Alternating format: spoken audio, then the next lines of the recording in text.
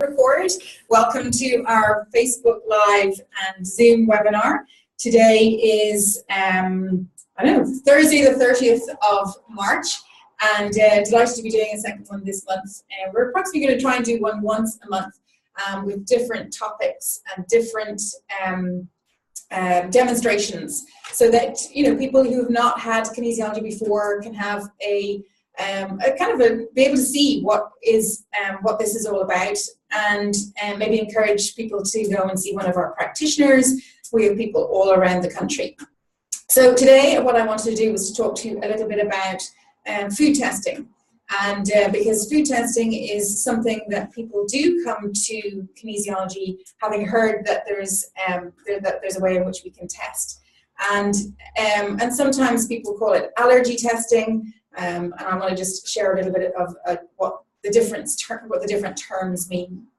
So one of the things that I really feel about kinesiology and how I work with a client is that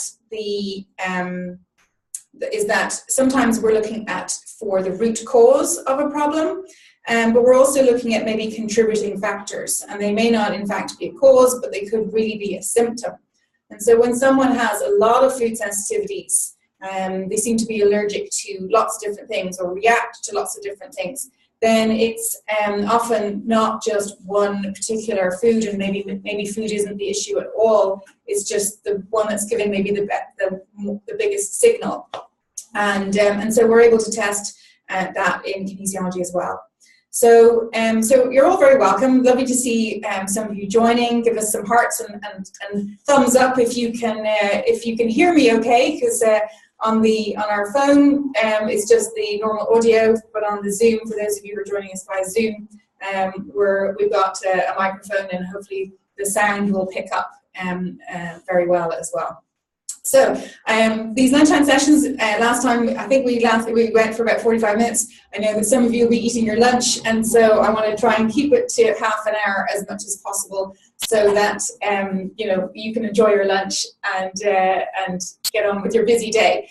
So as I said, my name is Siobhan. Delighted to be sharing with you today about kinesiology and some of the stories that can sort of demonstrate when you find what the root cause of your health problem is, it can really make a difference. And so whether you have skin problems or digestive problems or low energy, what we eat every day plays a really important role. And so we've got a demonstration today with Natasha. We've got a couple of foods to show you, but there's nothing quite like being able to be tested yourself for your own if your own health is to know what really affects you as opposed to what the general guidelines are. So if you have any questions, either really pop them into the Facebook Live comments, and we've got Gloria who will be checking for questions, and when we come to a point, then I'll do my best to answer those. I'm trying to keep to tough time as well, because I know that you'll be on your lunch breaks. So when we are just getting into the food testing, we have, when I first got involved in kinesiology, I had a lot of digestive problems, had very bad skin, and diet wasn't great. Food was, you'd eat it and you hope for the best, but with digestive problems it was very much that I didn't really know what was going on and what was healthy for me. And so when I then got food testing done as part of the training, discovered that wheat was probably a bit of a problem for me, along with a few other things. And once I started to avoid wheat, and wheat is sometimes a lot of people are gluten-free, but of course gluten is in other grains as well. When I discovered that and avoided wheat for a while, then I was able to, I lost weight very easily, I had loads more energy, and it was definitely a contributing factor along with stress and not drinking enough water and things like that. So we're very much about looking at more than just food, But today is very much just showing you the food part of what we do. Because a lot of people have heard of food testing in relation to kinesiology and are surprised that we do other things as well. Whereas, yeah, when you do the training, you realize there's like loads of other things as well that we can check for. So what I'm going to do is we're going to just start off with testing a few muscles, because that's our assessment tool and our way of being able to find out from the person, from the client, you know, what their body is saying. And so I'm going to use a couple of muscles that are associated with the digestive system. So we might test a muscle that's associated with the stomach, and we might also we'll also check for why is that gone a bit funny? Spotlight the video, I think. Not sure why I am on. Sorry, 1 second. I want to make sure I'm getting the. There we go. Okay. Sorry, other screen issues. So what I want to do is to make sure that, yeah, we're going to test a couple of muscles that are associated with different areas of the body. So we'll use maybe a stomach muscle, a muscle associated with the stomach meridian and stomach organ. But you know, also it's interesting to see whether, you know, a food will also have an effect on sort of like digestive, sort of like the large intestine or the small intestine. And so we can, you know, if your weak area, for example, is maybe feeling bloated, you know, maybe you don't get any stomach pain or anything like that with the stomach, but lower down you get digestive bloating and things like that. So it's like, what's going on there? So there's particular foods that might affect other areas. So, okay, so we've got Natasha here in the office who has agreed to come and be the demo again. So would you, if you want to take a seat there, I'm going to just make sure that we can see you okay on the screen, and obviously up there as well in Facebook Live, we're good to go as well. So hopefully you can still hear me okay. And we'll get you to, we're going to test a few foods. So Natasha has a gluten-free roll that she likes to eat. We can also test her for, we've got some milk there as well. Hopefully you can see that okay. And we have a banana, because a lot of people, it's very convenient food. Certainly know when I first got tested for bananas, I think I'd had one that afternoon, because it was, you know, I was hungry and it was convenient, and, you know, it was easy to eat on when I was walking to the demo. And so so what we're going to do is we're just going to test a few muscles first of all and see, you know, how they're responding. Each muscle is related to a different area of the body. And so the first one we're going to show you is a pectoral muscle. And so Natasha is going to be bringing her arm kind of in this direction. I'm going to be pushing away from that direction. We're just going to see first of all, how does the muscle respond? Okay. So if you hold back for me. So that's nice and strong, and we'll test it on this side as well. So again, you're kind of going in that direction, and again hold. And that's nice and strong too. So we know that it's strong to start with, and obviously anything that Natasha was eating or drinking, you know, shouldn't be weakening her. You know, it shouldn't have a weakening effect on the muscle.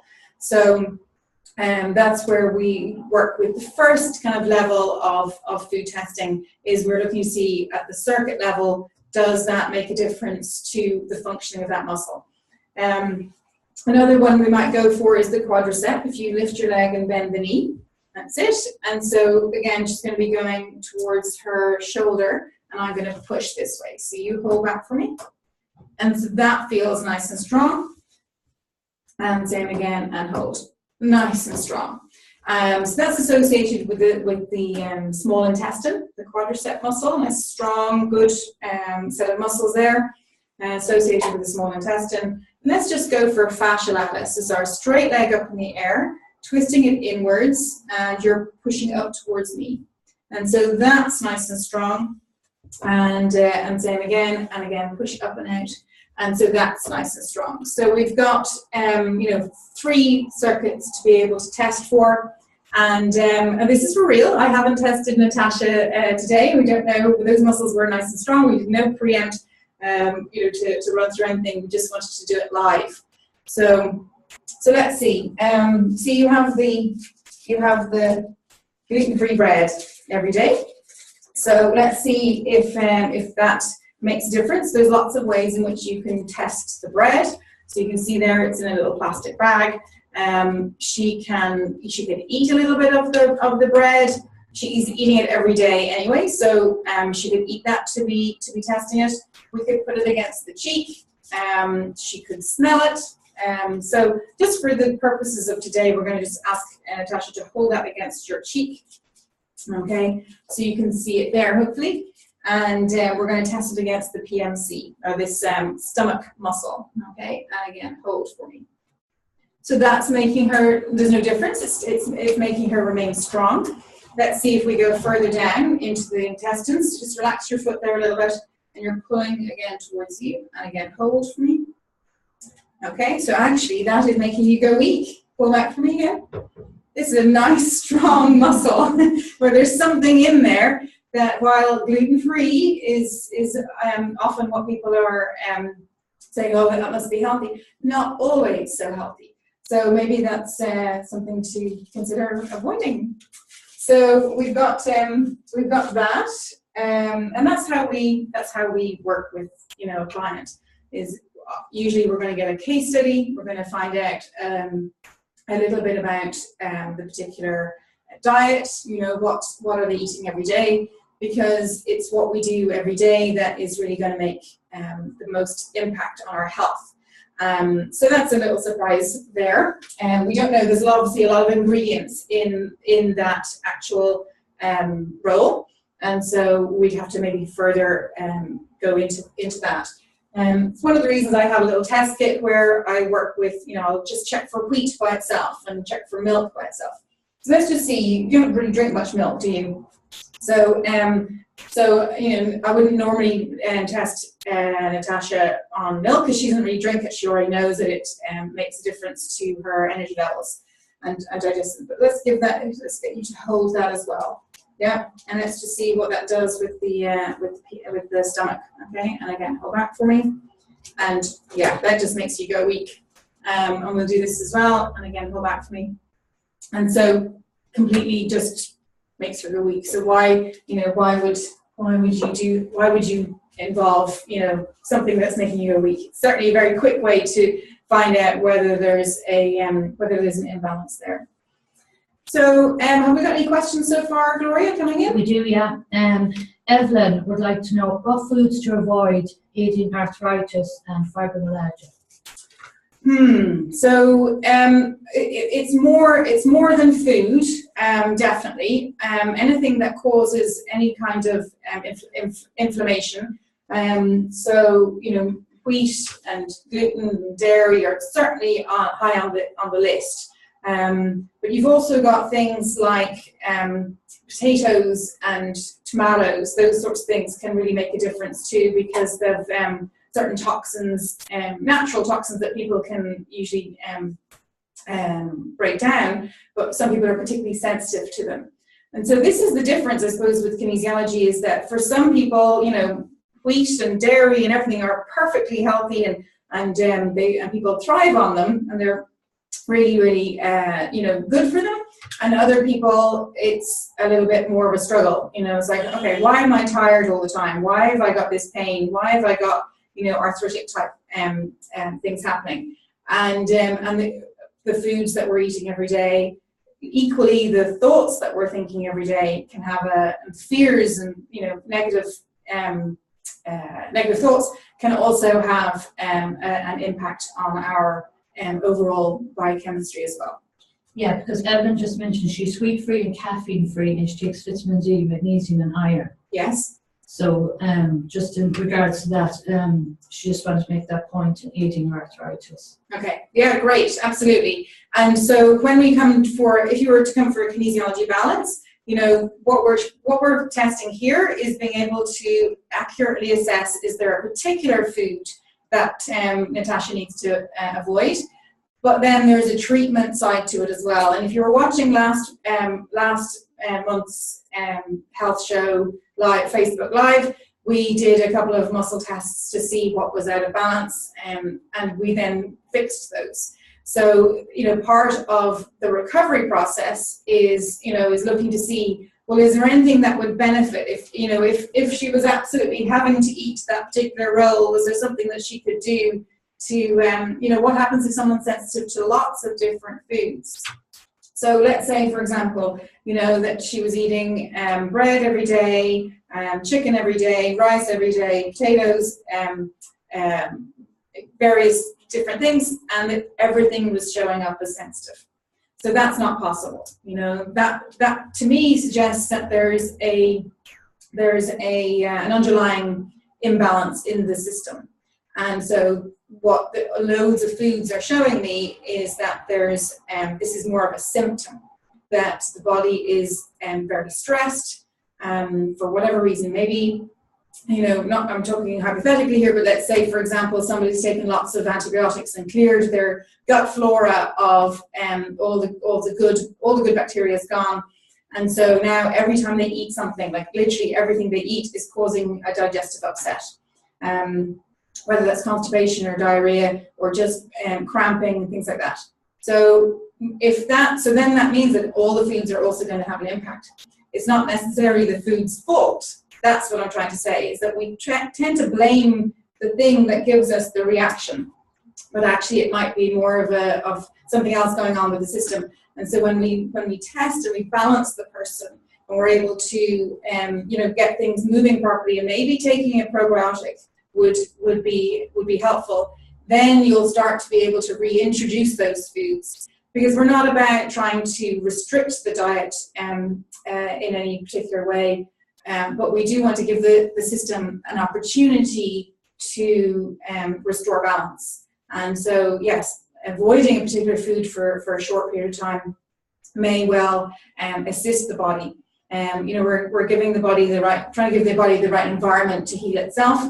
And so if something that you're eating every day is making that muscle go weak, and you know, for Natasha, it might be digestive problems, but for another person, you know, it could be a shoulder problem, and that, you know, the shoulder is weakening and not able to, is having pain, and this muscle isn't working properly because of, you know, the organic gluten-free roll that you're eating every day because you think it's healthy, but not necessarily healthy for you. So I hope that makes sense. Any other questions in there, Gloria? Yes, Kathleen would like to know, with food testing, would it help them with some skin problems? Skin problems, absolutely. When I first came to kinesiology, I had very bad skin. I had bad skin for many years, and I didn't know anything about kinesiology. I didn't know about the effect of wheat on me, but we tracked it down to, certainly when I got my gut healthier, and I avoided my food sensitivities, and I dealt with some of my stresses, then the skin completely cleared up. And I've seen that as well with people with psoriasis, and you know, it's not just about food, but it's definitely we always find that a lot of skin problems come from gut issues, and of course food is part of that. So you know, if you can deal with the stresses, if you can deal with the balancing the energies, then we find that by working specifically with gut and gut health, that will make a huge difference to people with skin problems. Another thing I'd just like to show you is, you know, we've got a few things in here. Sometimes people will test for spelt, because spelt is a different type of grain. We've got wheat here as well. If I put wheat on Natasha, let's see what happens. If you like maybe to hold that, we found that the gluten-free bread made this muscle go weak. So let's see what it does for wheat. So pull back towards you. So yeah, that's even weaker, isn't it? Do you feel that? This is like, forget it, not interested in that. But let's have a look at spelt, because sometimes spelt, which is part of the wheat family, some people are able to tolerate it better. Some people can't tolerate it at all, exactly the same. Just pop that there. And let's give this another test. So let's go for spelt. And not quite the same as wheat, but still making you go weak. So yeah, it's about, you know, sometimes we find that grains can have this weakening effect. And so, you know, likewise, if this is a quadricep muscle that's been weakened by something that a client is eating every day, could have an impact on, you know, on the structure of the body. And the quadriceps, you know, inserts in here into the knee, and so maybe that's part of a knee problem. Always, we're looking to look at, you know, if we've got our, if I come round, you can probably sit up if you're happy to do that. So what we've got here is if you've got a health issue, and you say, for example, you have sore knees. Let me just bring myself up a little bit there. You got sore knees. In that example, we would test all the muscles associated with the structure of the knee, and we could check to see whether there was a stress or a goal that you wanted to, you're struggling with or something. On the chemistry side, we've got our nutrition, so either and food sensitivities. So on the nutritional and chemical side, we're looking at both. Is there a nutritional deficiency that may be contributing to the weakness of that knee muscle, or is it something that you're eating every day that could be weakening it? And then on the physical side, well, we're working with lymphatic reflexes, and on the energy side, we're working with the meridian as well. So a huge part of, you know, bringing it all together, you know. And so whether the intervention needs to be something that is, you know, chemistry or physical, we've got something, some little tool and little trick up our sleeves to give it a go. And we find that when we work in all of these areas at the same time, then we get such great results. So yeah, so that's our little demo. How are we doing? Oh, banana, I was going to do that as well, yeah. How are we doing on questions? Yeah, just one other question there. Someone eats a lot of sugar, they feel. Is there a way of testing if there's too much sugar in their system, or if they're eating too much sugar in their diet? Okay, do you want to come up here again? We'll just do it standing up. So we've got Natasha here, sorry. Let's kind of bring you, see if we're a bit closer. Let's edit, we might need to stand back a little bit. So what I want to do is, one of the muscles that we work with to test for sugar imbalances is our latissimus dorsi. This is a very large muscle in the back and is associated with the spleen, meridian, pancreas organ. And so it's a good way to test for foods. So we need to test and see how is it testing first of all. So keep that nice and straight in there. You're pushing in towards your hip and hold. So it's nice and strong. So we just were reminded about, you know, the banana. We were going to test the banana. So this is a fruit with a lot of sugar in it. Some people can handle it, no problem, all right, and others find it a little bit strong. And so we're going to just, again, she could take a bite of it, she can put it against her cheek. Both ways will show if it is going to weaken this muscle. So again, pushing nice and strong into your hip, and hold back for me. And go on, try really hard. Go on, pull. And it's like, doesn't matter what she does, you want it. Do you eat bananas a lot? You do. Okay. So maybe another contributing reason to feeling tired or whatever. Okay. Thank you. So yeah, and I see there that yeah, Evelyn, you said that you can tolerate spelt. Absolutely great. Some people can, whether they're wheat sensitive, they're absolutely okay with spelt, and others it's both. I unfortunately know that I can tolerate a bit. I can tolerate a bit of spelt, but not too much. So Evelyn's also saying she intends to do the course. Fantastic. In the autumn in Donegal Town. That's with Mela. She'd be delighted to have you join her course. Just looking to see who's also. Hi Angela. Hi Suzanne. Lovely to see you. Evelyn's also saying about the Solomon family. That's all your potatoes and tomatoes and aubergines, etc. Absolutely. So great, lovely to see you all. And we've got, I know that the course is starting. The courses will be starting again in the autumn, and we've got. We also have our last chance option, which is where we, the spring schedule has finished now, or students are gathering to do their second live weekend. But we do have one last chance option, and that's for people who have maybe just discovered it and they want to make sure that they don't have to wait another year to maybe go on and do the diploma. So have a look at that on KinesiologyZone.com and forward that last chance. We can probably put that into the comments as well, and we'll